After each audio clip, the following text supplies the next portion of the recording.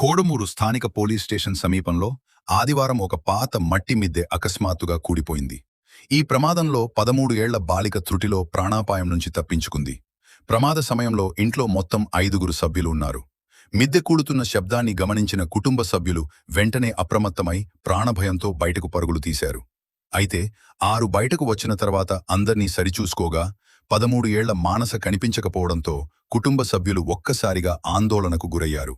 బాలిక శిథిలాల కింద చిక్కుకుపోయిందని గ్రహించిన స్థానికులు మరియు కుటుంబ సభ్యులు వెంటనే రంగంలోకి దిగారు.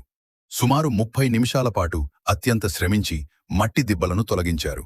అదృష్టవశాత్తు మానస ప్రాణాలతో స్వల్ప గాయాలతో బయటపడటంతో అందరూ ఊపిరి పీల్చుకున్నారు.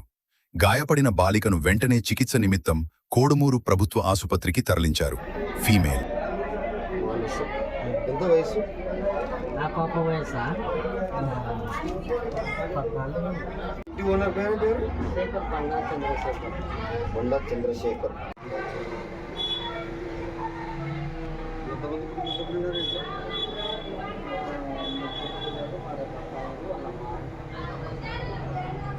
మొత్తం 6 కుటుంబ సభ్యులు.